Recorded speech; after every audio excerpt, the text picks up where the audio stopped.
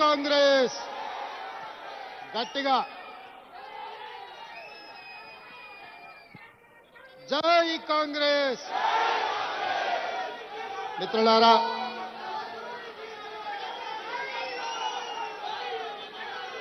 చాలా విషయాలు మాట్లాడుకోవాలి. మిత్రులందరినీ సావధానంగా కూర్చొని ఢిల్లీ నుంచి సందేశాన్ని తీసుకొని గ్రామ గ్రామాన ఢిల్లీలో చర్చల సారాంశాన్ని చేరవేయాల్సిందిగా కోరుకుంటూ తెలంగాణ కాంగ్రెస్ పార్టీ అధ్యక్షులు మిత్రులు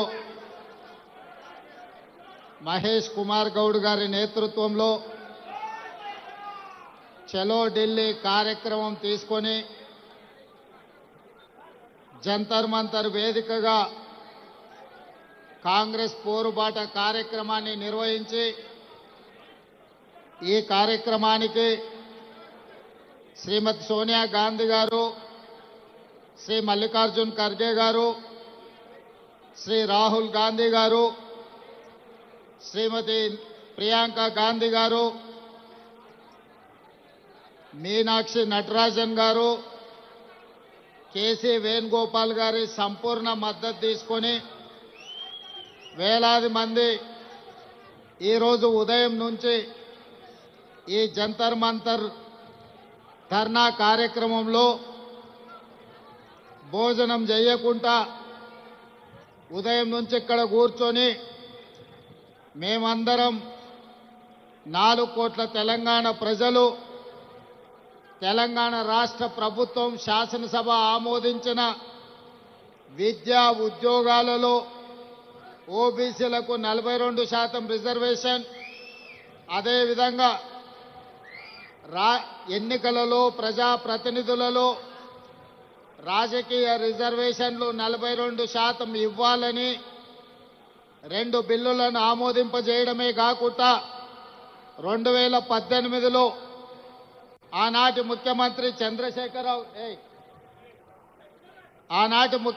చంద్రశేఖరరావు గారు బలహీన వర్గాల మీద కక్ష కట్టి తెలంగాణ రాష్ట్రంలో 50% రిజర్వేషన్లు మించకుండా ఒక చట్టాన్ని చేసి ఈనాడు మనం 50%కి పైగా రిజర్వేషన్లు ఇవ్వాలంటే ఆనాడు చంద్రశేఖరరావు గారు చేసిన చట్టం గుదిబండగా మారి తెలంగాణ రాష్ట్రంలో సర్పంచులుగా, ఎంపీటీసీలుగా, జడ్పీటీసీలుగా, జిల్లా పరిషత్ చైర్మన్లుగా, మున్సిపల్ కౌన్సిలర్లుగా, కార్పొరేటర్లుగా, మున్సిపల్ చైర్మన్లుగా, మేయర్లుగా రిజర్వేషన్ల పరంగా బలహీన వర్గాలకు అన్యాయం చేసే చట్టాన్ని తొలగిస్తూ మన మంత్రివర్గం ఆర్డినెన్స్ను పాస్ చేసి గవర్నర్ గారికి పంపిస్తే విద్యా ఉద్యోగాలలో 42% రిజర్వేషన్లు బలహీన వర్గాలకు,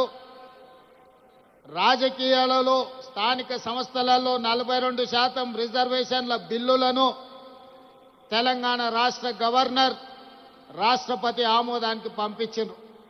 ఇదే కాకుండా తెలంగాణ మంత్రివర్గం ఆమోదించిన ఆర్డినెన్స్ 50% పరిమితిని తొలగిస్తూ ఆమోదించిన ఆర్డినెన్స్ను కూడా రాష్ట్రపతి గారికి పంపించడం జరిగింది.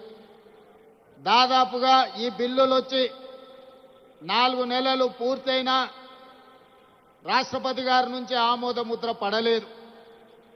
నరేంద్ర మోడీ గారు, భారతీయ జనతా పార్టీ ఈ బిల్లులను అడ్డుకొని తెలంగాణ బలహీన వర్గాలకు అన్యాయం చేస్తుంటే ఇక గల్లీలో ఉండలేక ఢిల్లీలోనే తేల్చుకుందాం పదండి, చలో ఢిల్లీ కార్యక్రమాన్ని తీసుకొచ్చి ఈ వేదిక మీద ఉన్న ఉద్దండులే కాదు తండాలలో గూడాలలో మారుమూల పల్లెల్లో కాంగ్రెస్ పార్టీ జెండా మోసిన ఈరోజు బలహీన వర్గాలకు 42% రిజర్వేషన్లు ఇవ్వాలని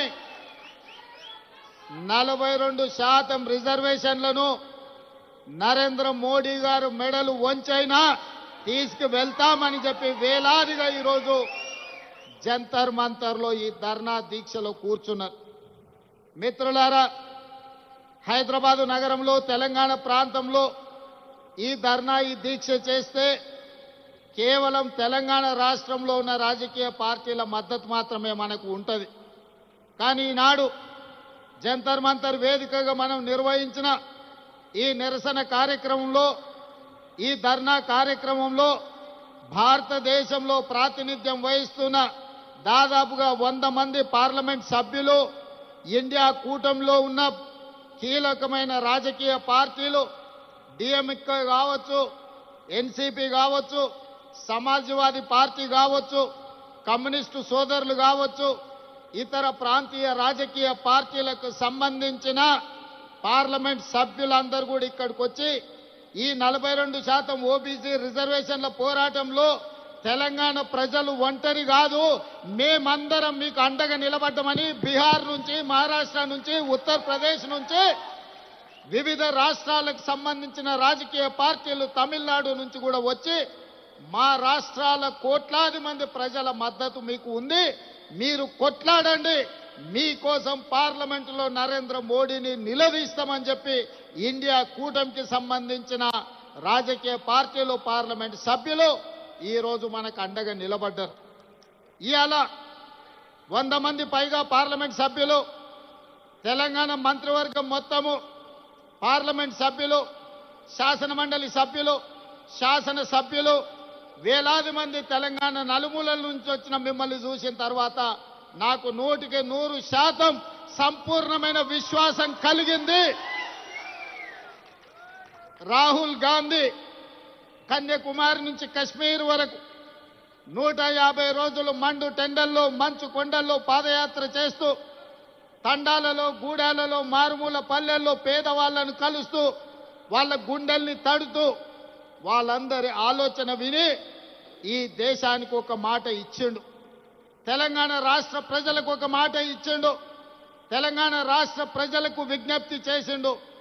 తెలంగాణ రాష్ట్రంలో మీరు కాంగ్రెస్ పార్టీని అధికారంలోకి తీసుకురండి, నా బాధ్యత మీకు 42% రిజర్వేషన్లను చట్టం చేసే బాధ్యత, 100 సంవత్సరాల నుంచి వాయిదా పడుతున్న జనగణనలో కులగణన తెలంగాణ రాష్ట్రంలో చేస్తాము అని రాహుల్ గాంధీ గారు 4 కోట్ల తెలంగాణ ప్రజలకు మాట ఇచ్చిండు.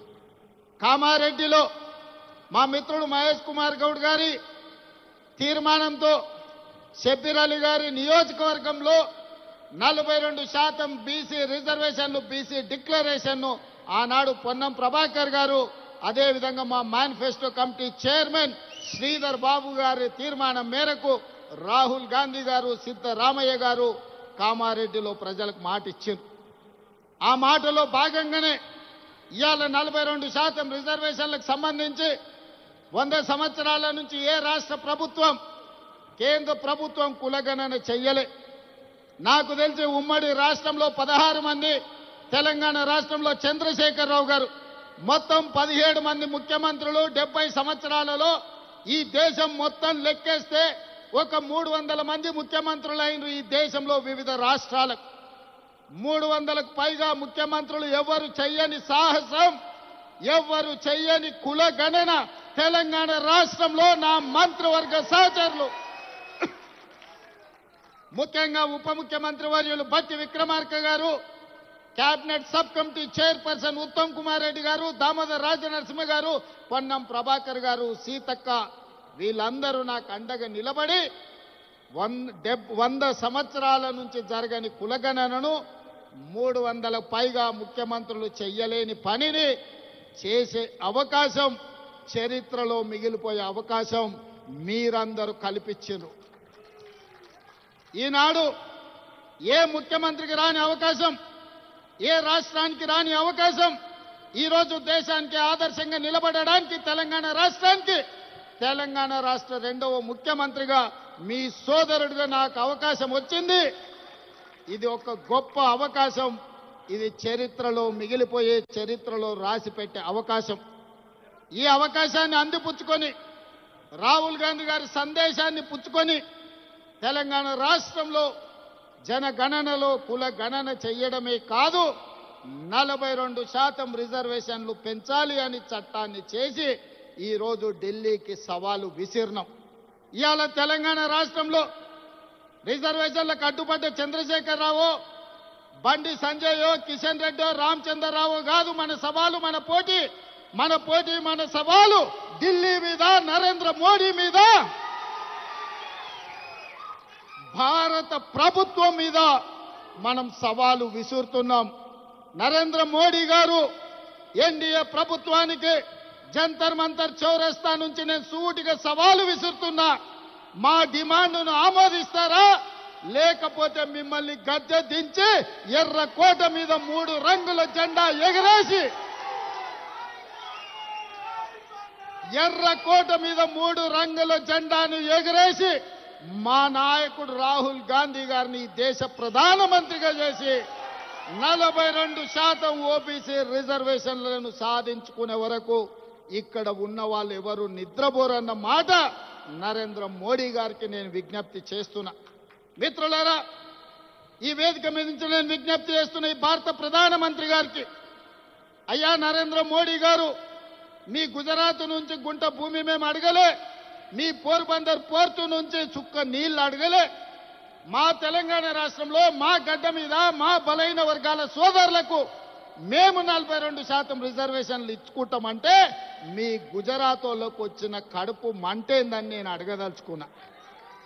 ఇవాళ మేము గుజరాత్లో అడగలేదే, మేము ఉత్తరప్రదేశ్లో అడగలేదే, మేము మహారాష్ట్రలో అడగలేదే, మేము మా తెలంగాణలో 4 కోట్ల ప్రజలం నిర్ణయించి శాసనసభలో బిల్లు ఆమోదించి విద్యా ఉద్యోగాలలో, రాజకీయాలలో బలైన వర్గాలకు 42% రిజర్వేషన్ ఇవ్వాలని ముక్త కంఠంలో 4 కోట్ల ప్రజలు విజ్ఞప్తి చేస్తే మా ఆలోచనలను, మా బిల్లులను తుంగలో తొక్కే అధికారం మీకెవరిచ్చిండ్రని నేను నరేంద్ర మోడీ గారిని, బీజేపీని నేను అడగదలుచుకున్నా. ఇవాళ నరేంద్ర మోడీ గారు మన బద్ధ శత్రు, మన బలైన వర్గాలకు న్యాయం చెయ్యాలన్న ఆలోచన ఆయనకు లేదు. ఆయన ఆలోచనలు ఎట్లా ఉన్నా సరే ఆయన మోచేతి నీళ్లు తాగే కిషన్ రెడ్డికి, రామచంద్రరావుకు, బండి సంజయ్కి ఏమైంది, పొయ్యకాలం వచ్చిందా అని నేను అడుగుతున్నా. మళ్ళా రా మీరు తెలంగాణకు, మళ్ళీ అడగరా ఓట్లు తెలంగాణలో బలైన వర్గాలకు, మళ్ళా రా దళిత కాలనీలకు, మళ్ళా కలవరా ఆదివాసీలను. తెలంగాణ రాష్ట్ర ప్రజలతో మీ అవసరం తీరిపోయిందా, మీ బంధం తెగిపోయిందా? పేరు బంధం తెగిపోయిన తెలంగాణ రాష్ట్ర సమితి మీ పేగు బంధం కూడా తెలంగాణతో తెగిపోయిందా? మీరెందుకు మోడీతో అంటగాగుతున్నారు? ఇవాళ ఈ ధర్నాకు మీరెందుకు రాలేదు అని నేను బీఆర్ఎస్ వాళ్ళని అడుగుతున్నా. బీజేపీ వాళ్ళు నరేంద్ర మోడీ గారి మోచేతి నీళ్లు తాగొచ్చు, మరి బీఆర్ఎస్ వాళ్ళు మోడీ గారి చెప్పులు మోసి బతుకుతున్నారా? మీరు మాకండగా నిలబడకుండా నిన్న ఓ సన్నాసి మాట్లాడతాడు, ఎన్నికల కమిషన్ కలవనికి వచ్చిన ఢిల్లీ కానీ రేవంత్ రెడ్డి జంతర్ మంతర్ల డ్రామా చేస్తున్నాడు. నేను అడగదలుచుకున్న మా బలైన వర్గాల సోదరులు, అయ్యా మన దీక్ష వాళ్ళకు ఒక డ్రామాలాగా కనిపిస్తుంది. ఆయన పేరే డ్రామారావు. డ్రామా నీ ఇంట్లుంది, నీ ఒంట్లో ఉంది, నీ రక్తంలో ఉంది, నీ పేరులో ఉంది, మీ మొత్తం కుటుంబమే డ్రామాలేసి బతికే కుటుంబం మీది. మాకు డ్రామాలు అవసరం లేదు, చిత్తశుద్ధి ఉంది. అందుకే ఫిబ్రవరి 4, 2024 నాడు మొదలుపెట్టి ఫిబ్రవరి 4, 2025 నాడు సరిగ్గా 365 రోజుల్లో బలైన వర్గాలకు సంబంధించిన ప్రతిపాదన నుంచి బిల్లు ఆమోదం వరకు సంవత్సరం తిరిగే లోపల చేసి 100 సంవత్సరాల సమస్యకు 1 సంవత్సరంలోనే పరిష్కారం చూపించిన మంత్రులందరి వేదిక మీద ఉంది. నువ్వా దిక్కుమాలినోడా మా చిత్తశుద్ధిని ప్రశ్నించేది? నీ దిక్కుమాలిన మాటలు, నీ దివాలకోరు విధానం, బండకేసి కొట్టినా 100 మీటర్ల గోతి తీసి పాతి పెట్టిన మీ బుద్ధి మారలేదు. మీ ఆలోచన మారలేదు. అందుకే ఇవాళ మీ ఇంట్లోనే చక్కగా లేరు. ఒకరు బీసీకి అనుకూలం అంటే ఇంకొకరు వ్యతిరేకం అంటారు, మూడోగా ఆయన మధ్యస్థం అంటారు. నేను అటు కాదు నేను ఇటు కాదు అంటాడు. ఈయన ఈ అటు ఇటు కానోడు కూడా నా గురించి మాట్లాడతాడు. అందుకే మిత్రులారా, ఇవాళ మన చిత్తశుద్ధిని ఎవడు ప్రశ్నించలేడు. ఇవాళ తెలంగాణ మోడలే దేశానికి రోల్ మోడల్ అయింది. ఇవాళ ఈ తెలంగాణ మోడల్, ఈ కులగణన, ఈ జనగణన, ఈ 42% రిజర్వేషన్ దేశ రాజకీయాలలో సునామీని సృష్టించబోతుంది. ఆ సునామీలో ఎన్డీఏ బంగాళాఖాతంలో కలవబోతుంది. నరేంద్ర మోడీ గారు కుర్చీ దిగబోతున్నారు. ఆనాడు గుజరాత్లో జరిగిన దుర్ఘటనలతో అటల్ బిహారీ వాజ్పేయి గారు నరేంద్ర మోడీ గారిని ముఖ్యమంత్రి కుర్చీ నుంచి మారుద్దామనుకున్నాడు. అది సాధ్యపడలేదు. నిన్నగాక మొన్న ఆర్ఎస్ఎస్ పెద్ద మోహన్ భగవత్ గారు ఇంకొక మాట అన్నారు. 75 సంవత్సరాలు పూర్తయిన ప్రతి ఒక్కరూ పదవుల నుంచి దిగాలి. మేము లాల్ కృష్ణ అద్వానీని, మురళీ మనోహర్ జోషి గారిని 75 సంవత్సరాల నిబంధన పెట్టి వాళ్ళని ప్రధానమంత్రులను చేయలేదు. కాబట్టి నరేంద్ర మోడీ గారు కూడా రేపు సెప్టెంబర్ 17కు 75 ఏళ్లు పూర్తవుతున్నాయి, వారు ప్రధానమంత్రి పదవి నుంచి దిగాలి అని వారు చెప్పారు. కానీ నరేంద్ర మోడీ గారి పరమ భక్తుడు నిశికాంత్ దూబే గారు ఒక మాట చెప్పారు. నరేంద్ర మోడీ గారు కుర్చీ దిగరు, 2029లో కూడా ఆయననే ఎన్నికల్లో ప్రధానమంత్రి అభ్యర్థిగా ఉంటాడని. నేను ఒక మాట చెప్పదలుచుకునే వేదిక మీద, నరేంద్ర మోడీ గారు మీరు దిగొద్దు కుర్చీ, 2029 వరకు మీరే ఉండాలి.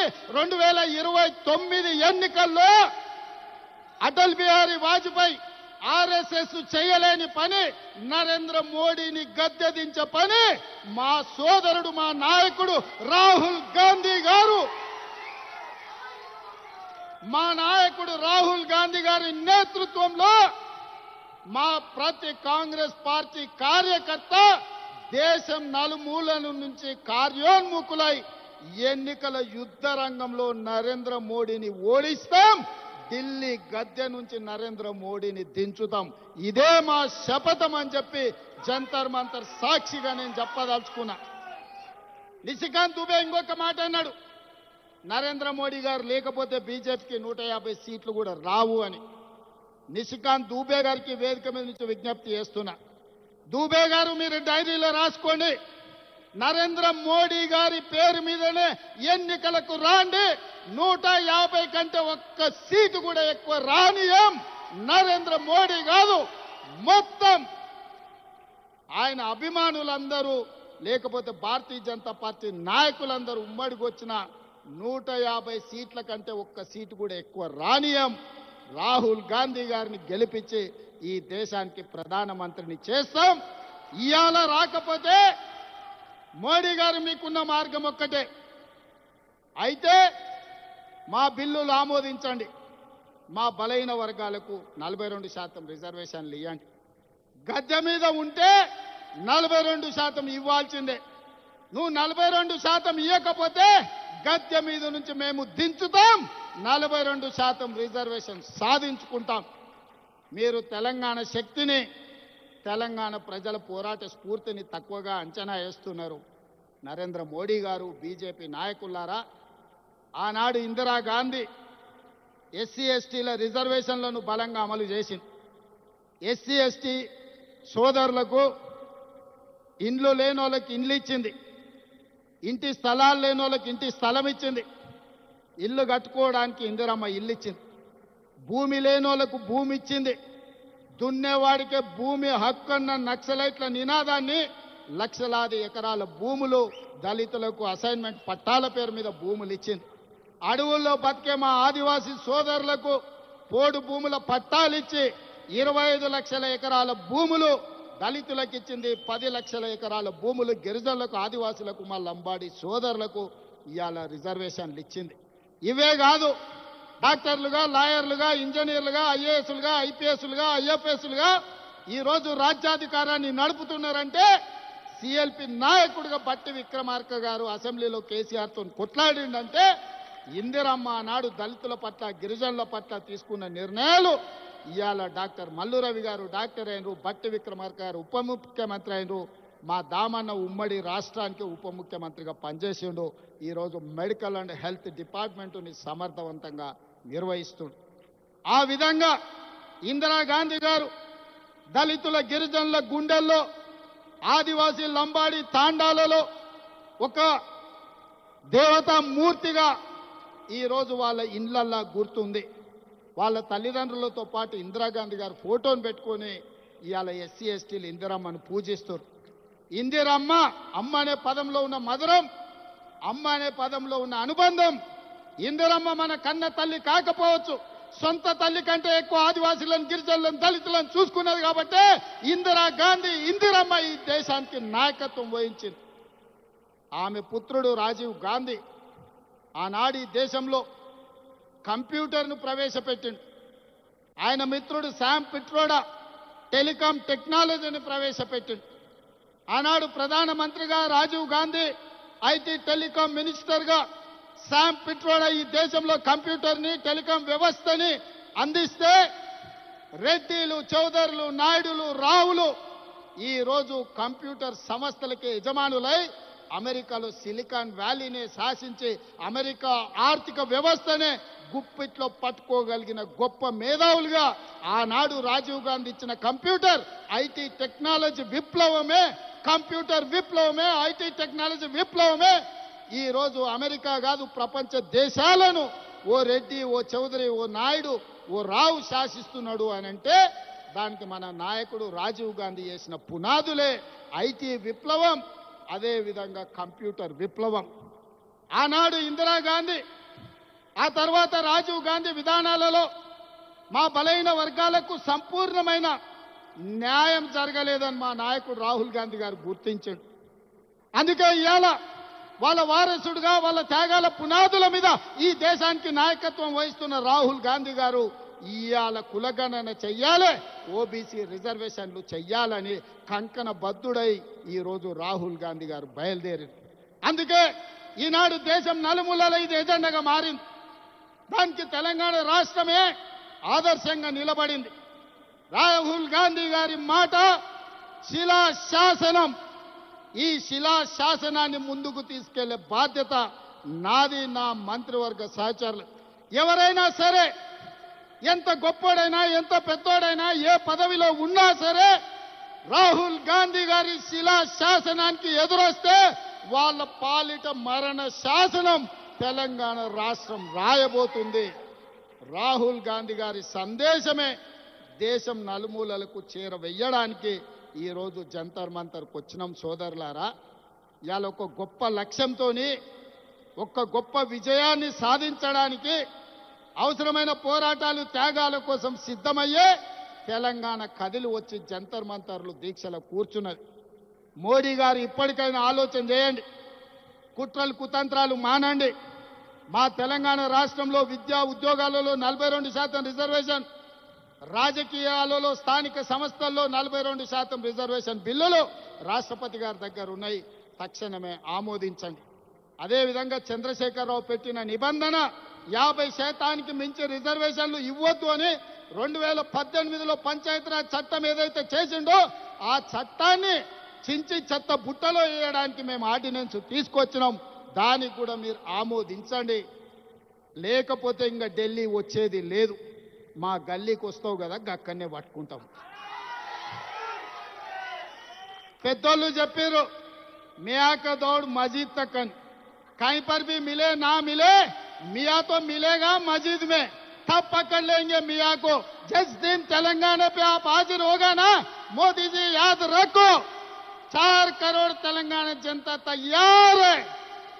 लाल किले कोटे में तिरंगा झंडा लहराएंगे, आपको कुर्सी से उतारेंगे. वही कुर्सी में हमारे नेता, हमारे भाई राहुल गांधी को प्रधानमंत्री बना देके उस कुर्सी में बिठा देंगे. तब हमारा कामयाबी आप देखना पड़ेगा. आज भाई बहनों, तेलंगाना वासियों, हम लोग महेश गौड़ जी के नेतृत्व में मीनाक्षी नटराजन के सुझाव में आज जंतर मंतर में हाजिर हो गए। बड़ा मकसद लेकर, बड़ी उम्मीद लेकर हम लोग दिल्ली आए। हम लोग इसीलिए दिल्ली आए, तेलंगाना राज्य सरकार ने यह तय किए एजुकेशन एम्प्लॉयमेंट में ओबीसी के लिए 42% रिजर्वेशन, पॉलिटिकल रिजर्वेशन इन लोकल बॉडीज 42%, 2 बिल बना दिए। हम लोग गवर्नर साहब को हम भेज दिए, गवर्नर साहब ने राष्ट्रपति जी को भेज दिए वो 2 बिल। और तीसरे ऑर्डिनेंस चंद्रशेखर राव ने ओबीसी के खिलाफ है, वो इसीलिए ये कानून बनाया तेलंगाना में, पंचायत राज एक्ट बनाया, 50% गुना से ज्यादा रिजर्वेशन नहीं देना किसी को, एससी हो, एसटी हो, ओबीसी हो, कोई भी हो, महिला हो, 50% से ज्यादा रिजर्वेशन नहीं देना, ये कानून बनाया 2018 में। हम लोग ओबीसी रिजर्वेशन बढ़ाने के लिए जो केसीआर ने कानून बनाया उसको हटा दे के, फाड़ दे के हम ऑर्डिनेंस बनाए। वो ऑर्डिनेंस भी राष्ट्रपति मैडम के ने अभी पेंडिंग पड़ा हुआ है। इसीलिए सड़क से लेकर संसद तक लड़ने के लिए हम तय कर लिए। इसीलिए सड़क से निकल के जंतर मंतर सड़क में बैठा हुआ है राहुल गांधी, मल्लिकार्जुन खड़गे जी और प्रियंका जी, केसी वेणुगोपाल जी संसद में लड़ रहे हैं हमारे तरफ से। हमारे डॉक्टर मल्लू रवि, हमारे तेलंगाना कन्वीनर, सबसे संयोजन कर दे के बाकी इंडिया गठबंधन को सब एमपीओ को आज इधर हाजिर करवाए। ये बात ऐसे है कि ये मामला, ये समस्या 4 करोड़ तेलंगाना जनता की नहीं है, 140 करोड़ इस देश के जनता ने आज तेलंगाना के तरफ पलट के देख रहा है। तेलंगाना आदर्श होगा इस देश राजनीति में। इस देश में हर कोई राजकीय पार्टी आजादी के बाद वो शुरुआत किए। इस देश में एक ही पार्टी ऐसे पार्टी है, आजाद से पहले 140 साल पहले इस देश जनता के लिए जन्म लिया।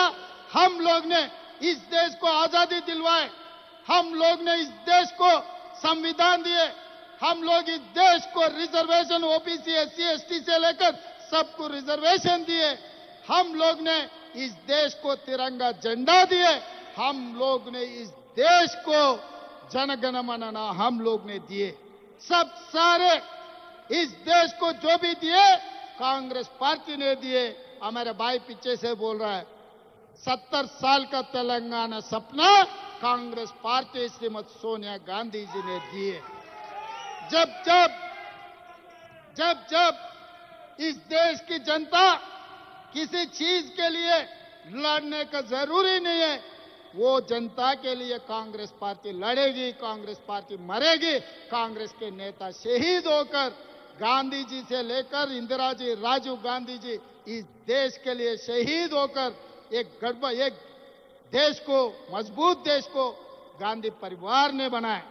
इसीलिए वही गांधी परिवार के वारिस राहुल गांधी जी ने ये वादा किया, इस देश को आने वाले दिनों में जाति गणना कांग्रेस पार्टी लागू करने वाले हैं, ओबीसी रिजर्वेशन बढ़ाने वाले हैं। इसीलिए आज हम लोग इधर आए। बीजेपी वाले ये सोच रहे, मोदी जी का परम भक्त निशिकांत दुबे जी ने कुछ कहा 4 दिन पहले, आने वाले चुनाव में मोदी जी के नेतृत्व में अगर नहीं है तो भारतीय जनता पार्टी को 150 सीट से ज्यादा सीट नहीं मिलने वाले, क्योंकि मोहन भगवत जी ने यह कहा 75 इयर्स कानून लगाए बीजेपी में, अडवाणी जी को, मुरली मनोहर जोशी जी को हम हटाए, मोदी जी भी हटना है उनका 75 इयर्स होने के बाद। तो कुर्सी छोड़ने के लिए मोदी जी, उनके परम भक्त तैयार नहीं है। 2002 में भी अटल जी ने कोशिश की है मोदी जी को मुख्यमंत्री कुर्सी से हटाने के लिए, उस दिन भी अटल जी का बात नहीं सुने। आज मोहन भगवत की बात भी मोदी जी नहीं सुनने वाले, हमको पता है। हम भी यही सवाल करना चाहते हैं, मोदी जी आप हटना नहीं, वो कुर्सी में बैठना। आने वाले लोकतंत्र, आने वाले लोकसभा चुनाव में राहुल जी के नेतृत्व में मोदी जी को हरा देंगे। 150 से 1 सीट भी बीजेपी को नहीं आने देंगे। लाल किला पे तिरंगा झंडा लहराएंगे, राहुल गांधी जी को प्रधानमंत्री बना देंगे। तब तक हमारे तेलंगाना की जनता 4 करोड़ जनता सब लोग तैयार है, हाजिर है मोदी जी को हराने के लिए, ओबीसी एजेंडा लेकर देश पर आग लगाने के लिए। आप सब लोग तैयार है? अंदर सिद्धमेना? మోడీని ఓడిద్దామా? మోడీని ఓడిద్దామా? మోడీని ఓడిద్దామా? మోడీని ఓడిద్దామా? మీరందరూ సిద్ధమేనా? రాహుల్ గాంధీని ప్రధానమంత్రిని చేద్దామా? రాహుల్ గాంధీని ప్రధానమంత్రిని చేద్దామా? జై కాంగ్రెస్, జై జై కాంగ్రెస్. ధన్యవాదాలు మిత్రులారా.